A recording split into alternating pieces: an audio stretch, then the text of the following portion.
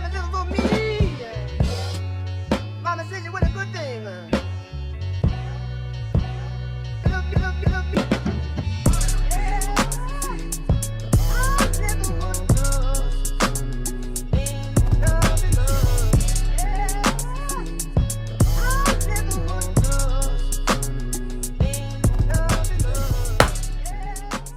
Dim, merci beaucoup de nous accorder cet entretien pour Téléfoot. Vous avez atteint la barre symbolique des 100 passes décisives en Ligue 1. Qu'est-ce que ça représente pour vous? C'est toujours un chiffre symbolique. Je pense que 100 passes décisives, c'est quand même c'est beaucoup. Et ça montre, ça montre ce que j'ai pu faire et ce que j'aime faire surtout, c'est-à-dire être passeur. Donc je suis plutôt content et fier d'atteindre cette barre des 100 passes décisives.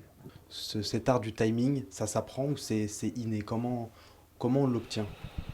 Je ne sais pas si ça s'apprend. Après, je pense que au vu de mon poste aujourd'hui, en tant que milieu offensif, on doit savoir faire les deux. Après, oui, j'ai plus de facilité à le faire du côté de la passe, mais voilà, je ne sais pas si ça se travaille. Après, oui, on s'entraîne, donc il y a des jeux, il y a du travail devant le but, il y a plein de choses qui font que on arrive à se connecter avec son attaquant ou ses coéquipiers. Mais après, il faut surtout jouer la tête levée et surtout être précis. Pour vous, c'est avec quel attaquant que vous avez le plus de facilité à trouver? Je pense que j'ai eu plus de complicité parce qu'on a joué le plus de temps ensemble aussi, parce qu'on était ensemble en sélection, on était ensemble à Marseille. Donc, je dirais avec Dédé Gignac. Là, actuellement, avec Arkadiusz Milik en attaque, est-ce que c'est un attaquant qui est facile à trouver, avec qui vous combinez assez facilement? Oui, c'est un attaquant qui est facile à trouver, mais ce qui m'impressionne chez Arek, c'est qu'il a un sang-froid qui est visible, on peut ne pas le toucher pendant 10 minutes, mais il va en avoir une et c'est filoche, c'est impressionnant. Je pense que ça fait partie des grands attaquants, des qualités des grands attaquants aujourd'hui, de pouvoir ne pas toucher de ballon, mais d'être là où il faut pour la mettre, et c'est ce qu'on leur demande. Quand on sent qu'on est sur le point de réaliser une passe décisive de fou, que l'attaquant ne la met pas, est-ce qu'on se dit merde? Ça dépend encore une fois du contexte du match, mais c'est vrai que je me souviens, je charriais Morgan Sanson sur ça. C'était contre Nice, où je suis vraiment excentré et j'envoie un extérieur du pied devant le but et ça tombe sur sa tête. Et lui et moi, on a un jeu de tête horrible. Et il la cadre, mais le gardien l'arrête. Donc c'est vrai qu'on en avait rigolé et je lui avais dit qu'il m'avait pourri une passe D incroyable. Rien que pour ça, on fait plus de passes pas décisives comme ça. Pas sur la tête de Momo, en tout cas. Sur son pied, ça aurait été filoche, mais c'est vrai que de la tête, avec Momo, c'était compliqué.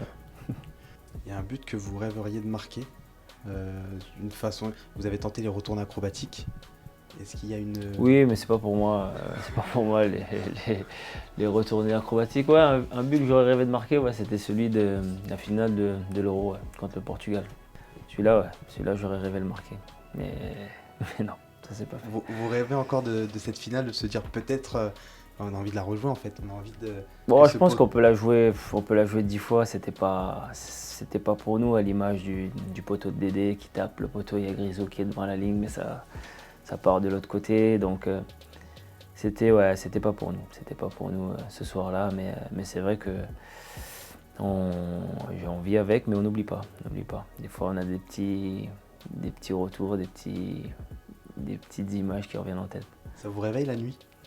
Ça ne me réveille pas la nuit, mais c'est vrai que quand je vois certains matchs, que ce soit de l'équipe de France ou quand j'entends le Portugal ou quelque chose comme ça, c'est vrai que ça fait tilt tout de suite. 85 buts en Ligue 1 si je ne me trompe pas. 100 passes D, l'objectif, la centaine aussi centaine de buts avec...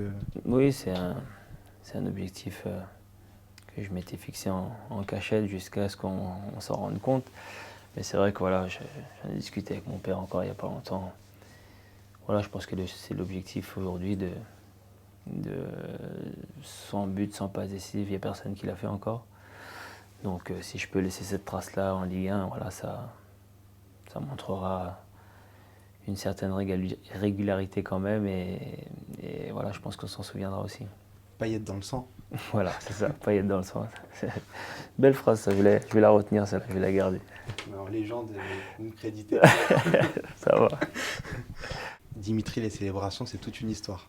Oui, c'est vrai que j'ai des célébrations bien, pas bien. Il y en a qui comprennent, d'autres non. Et c'est vrai que ça dure depuis des années parce que c'est parti de mes fils qui en grandissant, voilà, en étant petit, bébé, ils faisaient toujours des gestes que moi, je faisais sur chaque but et il n'y avait que nous, on se comprenait, donc c'était assez drôle.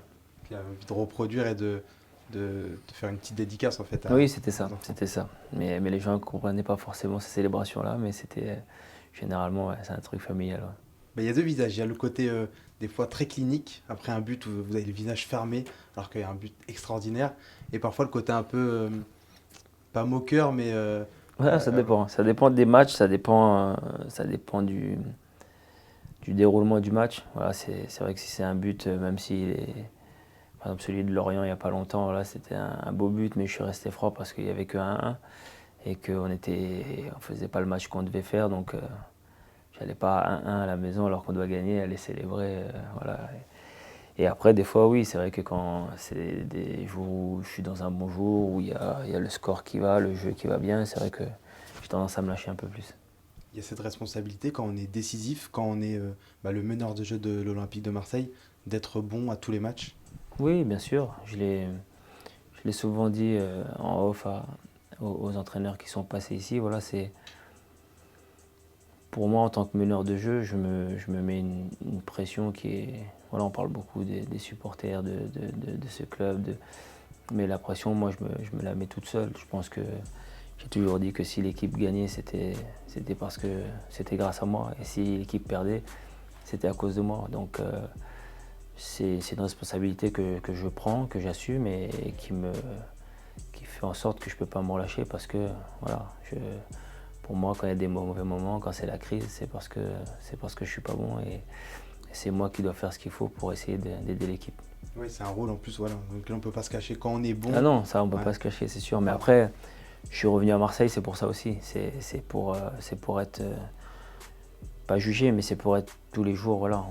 Je sais qu'on ne me pardonne rien, qu'on attend beaucoup de moi et c'est une motivation pour moi de me dire que voilà, les gens savent de quoi je suis capable et ils veulent que je sois bon tout le temps, et ce qui est normal, et c'est à moi de faire ce qu'il faut pour l'être. Et il y a des joueurs actuellement dans le circuit du football qui vous inspirent de par leur mentalité, de par leur façon de jouer. Je ne sais pas si vous piochez chez certains milieux de terrain ou autres. Après, c'est vrai que moi j'ai été fan surtout de Ronaldinho, mais on n'a pas le même style de jeu, c'est un style vraiment différent. Après, c'est vrai que je regarde plutôt les passeurs. C'est vrai que des passeurs comme Iniesta, des passeurs comme Xavi pouvaient l'être, comme Zidane. Enfin, voilà, c'est des joueurs qui savaient mettre leurs attaquants dans des conditions incroyables pour pouvoir mettre des buts sans cesse. Donc c'est vrai que ça fait partie des joueurs. Modric, parce qu'il joue tout le temps de l'extérieur du pied, et ça, lui, je sais pas comment il fait parce que c'est vraiment tout le temps. Là. Ah non, lui c'est vraiment, je crois qu'il a pas d'intérieur, c'est pas possible. Il tire de l'extérieur, il joue de l'extérieur et c'est vraiment impressionnant. Donc voilà, ça fait partie des joueurs bien évidemment à mon poste qui sont des références du football. Et vous voulez aussi qu'on se souvienne de vous dans votre carrière, qu'on dise moi quand j'ai vu jouer Dimitri Payet au Vélodrome, je me souviens de ça, de ce but, de cette passe. J'espère. En tout cas, je travaille pour laisser une trace ici parce que j'aurais passé les 3/4 de ma carrière dans ce club et je compte encore m'investir dans ce club quand j'aurai terminé. Donc on peut dire que oui, c'est mon club, c'est ma ville, c'est mon stade. Et j'espère que voilà, quand j'aurai fini, on gardera une trace et un bon souvenir de moi, même si tout n'est pas rose de temps en temps avec les supporters. Mais on va dire que c'est quand on est amoureux, c'est comme ça. C'est comme dans un couple. C'est ça, voilà. Exactement. Il y en a qui se rachètent avec des fleurs, d'autres avec des extérieurs. C'est ça, exactement. parliez d'un homme, Marcelo Bielsa, qui a été important dans votre apprentissage aussi ici à Marseille. Il disait de vous, Dimitri, c'est un joueur complet, il arrive à choisir l'endroit du but où il veut tirer. Il ne tire pas comme ça par hasard. Il vous a fait franchir un cap au poste de numéro 10. Oui, oui, parce qu'il était, je l'ai dit, il était sans cesse sur mon dos, il ne me lâchait pas. Et il m'avait cerné, il savait qu'il fallait me tenir concentré tous les jours et chaque entraînement, chaque minute. Parce que voilà, après, voilà, c'est vrai que quand ça va bien, on a tendance un peu à se relâcher. Et lui, il voulait pas que je baisse le pied ne serait-ce qu'une seconde. Donc ça m'a permis de faire une saison complète. Donc ça m'a beaucoup aidé à ce niveau-là, au niveau de la régularité. Statistiquement, actuellement, avec Jorge Sampaoli, vos 8 derniers matchs, vous avez inscrit 3 buts, délivré 6 passes D. Vous avez retrouvé de l'allant sur le terrain. Comment ça se sent dans votre complicité avec lui? Qu'est-ce qu'il vous demande aux entraînements ou au match? Il me demande d'être le Dimitri qu'il a vu, le Dimitri qu'il a connu, qu'il a regardé jouer.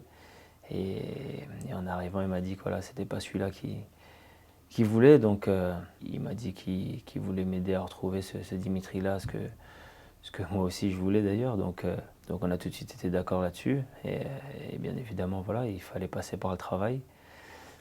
Et voilà, c'est passé par des séances en plus, des séances de vidéo, des séances où on a discuté, où on a parlé, où il m'a clairement dit ce qu'il attendait de moi. Et à partir de là, voilà, ça a été très clair et j'essaie de faire en sorte, bien évidemment, de lui rendre cette confiance qu'il m'a donnée dès qu'il est arrivé. C'est le disciple en plus de Marcelo Bielsa. Oui, c'est vrai qu'on a tendance à les comparer ou à les associer, mais c'est vrai qu'ils ont des tempéraments assez forts. Mais bon, après, dans un club comme le nôtre, il en faut. L'Europa League, sur le parcours en Europa League, c'est récemment l'un des plus beaux parcours de l'OM sur la scène européenne. Qu'est-ce qui vient à l'esprit? C'est des regrets, de la fierté aussi, j'imagine? La fierté, oui, parce que mine de rien, on est allé jusqu'à cette finale contre l'Atlético. Après, bien évidemment, des souvenirs incroyables, notamment ce match de Leipzig ou ce match aller contre Salzbourg, ou ce match en Turquie où Clinton marque et on passe pour un but alors qu'on devait être éliminé. Donc, mais oui, toute l'aventure, et elle est longue en Europa League parce qu'on commence en 16e, 8e. La ville, les supporters montaient crescendo et jusqu'à cette finale où pendant toute une semaine on avait des banderoles, on avait des gens, on avait toute la ville, on sentait bouillir et ils attendaient cette finale. En plus à Lyon, donc c'est vrai que tout était réuni pour. Mais après, voilà, on est tombé sur un adversaire qui était taillé aussi pour lui gagner la Ligue des Champions. Donc ils avaient joué une finale 2 ans avant, je crois. Donc voilà, on a senti qu'il y avait une équipe d'expérience en face. Même si on n'a pas à rougir de notre début de match, de notre première mi-temps, voilà, sur l'ensemble du match, voilà, ils ont été meilleurs que nous. Et vous, à titre personnel, il y a ce regret en finale d'être sorti au bout de quoi? Oui, parce que moi je suis blessé, donc pendant 3 semaines on fait rien, on soigne, on essaie de faire le maximum pour cette finale-là. Donc après, comme je l'ai dit, voilà, c'est un risque que j'ai pris et que j'assume. Et s'il fallait le refaire, je le referais parce que voilà, c'est une finale de Coupe d'Europe, c'est avec l'Olympique de Marseille. On n'aura pas tous les ans et voilà, ça me semblait normal de tenter. Sacrifier pour l'équipe. De tenter de pouvoir jouer cette finale. Quand on y repense, là, dans quelques semaines, il y a l'Euro 2020 qui va débuter. Et on se souvient qu'en 2016, match d'ouverture face à la Roumanie. Je reviens en sélection après presque 1 an et demi sans sélection. Donc c'était pas gagné de faire partie de cette équipe-là. Mais je me suis battu et puis d'avoir ma place de titulaire pour le premier match et de marquer ce but, c'était une fierté personnelle. Et il y a ce côté aussi, vous êtes l'homme populaire des Bleus à cette période en 2016. Oui, je pense que ma vie, elle a basculé aussi, que ce soit en tant que footballeur, mais ma vie privée aussi, elle a basculé ce soir-là parce que parce que je me suis rendu compte que voilà, j'avais fait quelque chose de bien, on va dire, pour l'équipe de France, pour la France, et c'était l'Euro, c'était chez nous. Donc c'était le match d'ouverture et c'est l'un de mes meilleurs souvenirs avec les Bleus. Vous parliez de cette finale perdue, mais j'imagine que voilà, dans votre parcours en bleu, vous retenez aussi ces moments-là qui... Oui, bien sûr, ça a été une épopée exceptionnelle, voilà, de ce premier match contre la Roumanie où je me souviens, voilà, le coach qui disait c'était la première étape et voilà, on a franchi les étapes jusqu'à cette dernière étape où malheureusement on a échoué, mais ça a été un parcours exceptionnel. Je pense que le fait aussi je pense que c'est cette année-là, le fait que, on va dire, l'équipe de France s'est un peu aussi réconciliée avec son public, où la France s'est retrouvée dans son équipe, donc on a senti ça aussi. Je pense que ça a été une de nos victoires pendant ce mois de compétition. Pour finir, est-ce qu'aujourd'hui vous vous sentez à 100% de vos capacités et pleinement heureux? Oui, je pense qu'aujourd'hui j'ai eu une saison assez compliquée où voilà, où il y avait un moment où j'étais dans le dur, mais voilà, comme je l'ai dit, avec du travail, avec de l'abnégation, j'ai pu retrouver mon niveau. Mais c'est vrai que voilà, physiquement je me sens bien, dans la tête je me sens bien. J'ai eu une petite fille, ma famille va bien, ma femme va bien, tout le monde va bien, donc voilà, je pense qu'aujourd'hui on peut dire que je suis quelqu'un de très heureux, très épanoui et ça se voit sur le terrain, je pense. Et vous êtes aussi rare en interview, Dimitri, c'est je crois votre première télé de l'année, si je ne me trompe pas, une de vos C'est premières. sûr que oui, je fais des conférences de presse, après je ne suis pas quelqu'un de très bavard non plus, je préfère...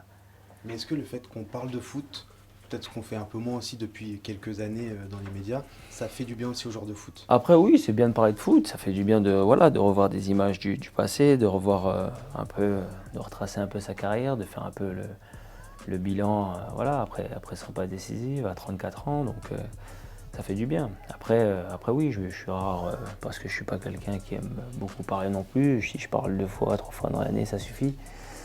Après, on parle assez de moi comme ça, je laisse les gens parler pour moi, donc je me concentre sur le travail et puis ça me va comme ça.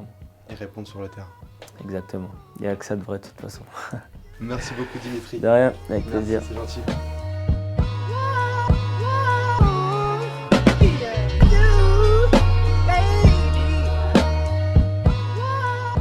Les potos, vous avez kiffé cette vidéo? Regardez, il y en a encore juste 2 ici, là. Mais ce qui compte le plus, c'est de s'abonner juste ici. Allez, clique.